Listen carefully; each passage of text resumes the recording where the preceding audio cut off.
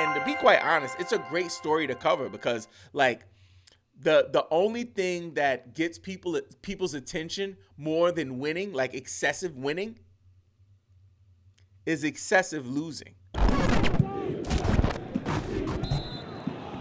Here are the top 5 waiver wire targets you need to focus on for week 11 of the NBA season. So the first guy I want to talk about is someone that is still available in some spots, and we want to be really, really conscious of that. Depending on the size of your league, depending on the level of competition that you're going up against, this guy might actually still be there. So I would be remiss if I did not bring it to your attention. I'm talking about your friend and mine's Immanuel Quickley. Now, there was a big deal that went down between the Toronto Raptors and the New York Knicks that landed Immanuel Quickley in Toronto and quite possibly in a starting role, quite possibly as a key piece of their future. We've been watching Immanuel Quickley on this channel for the last couple of years.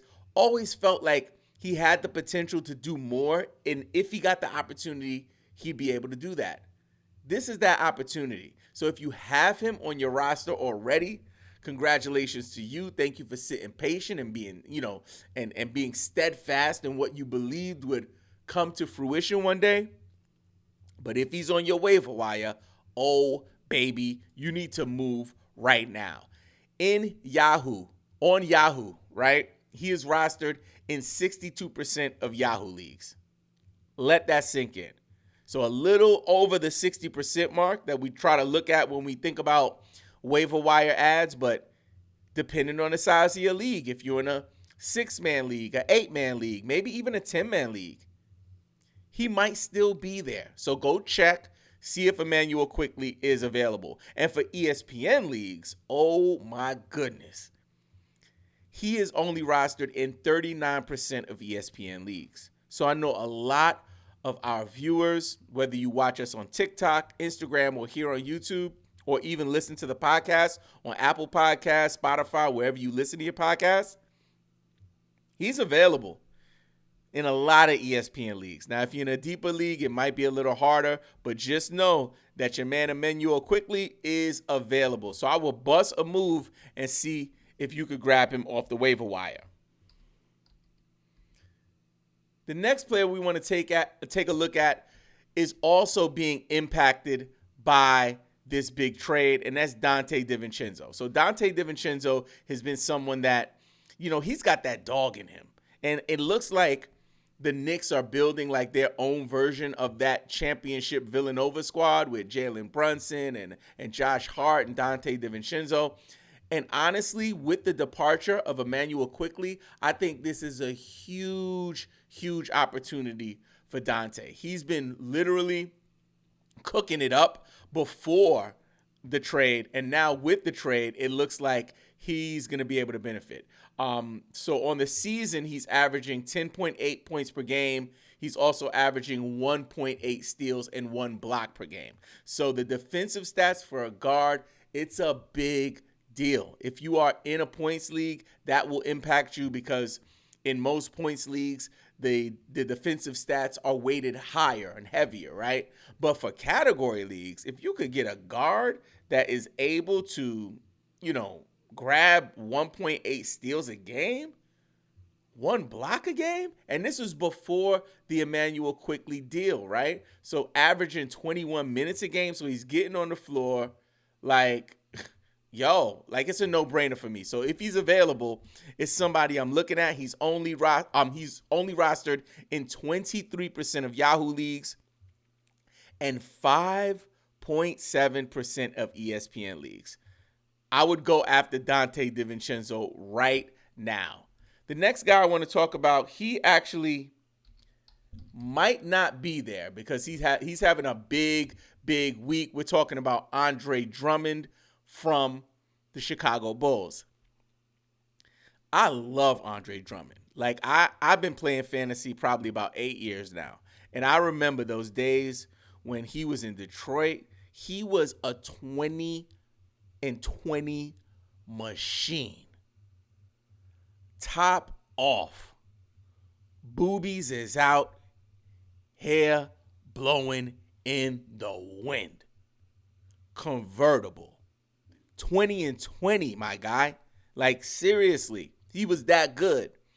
Now he is no longer that player. When he got traded to the Cavs, fell off. In Chicago, dumpster juice. It don't look good. But Vucevic is out. And when Vucevic is out, the man has an opportunity, right? And the opportunity is now. And it's only going to be on the timeline associated with Vucevic's absence. So if he's available on your waiver wire, you want to roll your dice on that guy and see what he can do for you in the short term, because he might be able to help you win a couple of weeks.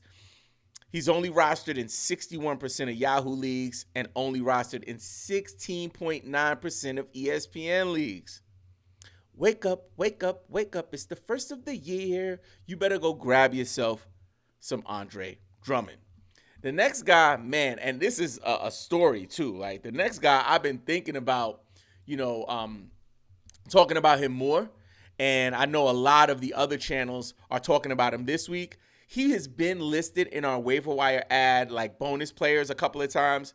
I think even last week, if you check last week's episode. But he's someone that I've been lucky enough to observe and cover in my role with NBC Sports, helping out with the Roto World NBA content. I've had to watch a bunch of Piston games.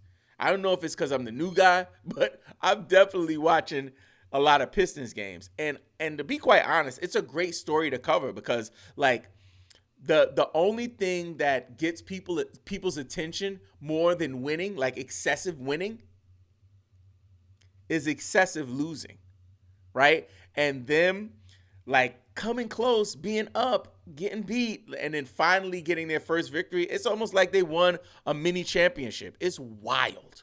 So Jaden Ivey, me and my son was watching the game the other night, and he was like reckless attacking the basket. Like, the thing with me is like I have to study analytics when I cover fantasy basketball, right? It comes with the turf. But I'm a big believer in the eye test. Like, if the player can pass the eye test, then that's how I know it's real. And Jaden Ivey is a dog.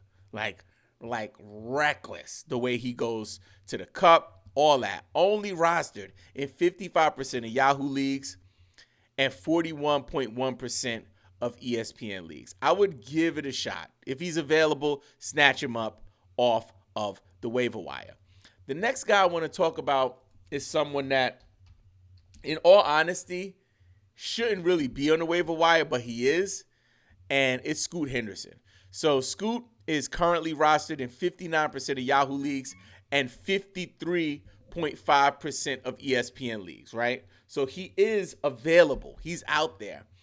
And I think with Scoot, because we had so many, like big dreams for him and expectations, high expectations for him, coming in the same class as Victor Wembanyama, there's a certain level of pressure. But no one thought that he would be this bad. Like, he's literally stinking up the joint.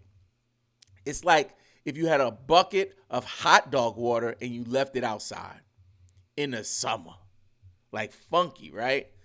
But he's getting it together now. He's kind of bouncing back. It's something that, for me, I think he will be able to rectify to some extent, in terms of fantasy at least. He's a young guard, so you have to expect that he's going to have some difficulty with field goal percentage. Young guards do that, right? Especially first-year guards. He's going to have some issues with turnovers, right? Some efficiency issues. But at the end of the day, the big thing for me is that on the season, he's averaging 27 minutes a game. Come on, man. Where they do that at? Why he on the waiver wire? Like, try it out, especially if you are in a position of, winning. Like, you're in a winning, solid position. You're way over 500. It's worth grabbing him. He's, again, he's been stinking up the joint a little bit. But I see a turnaround, and the big thing that many of the fantasy basketball analysts have been saying is that you got to give him time. If you are gonna roster Scoot Henderson, you're gonna have to be patient. You're going to have to give him time, and he'll repay you probably like All-Star weekend. So you're going to have to wait a little bit. But it's the beginning of the year. Take a stab at it.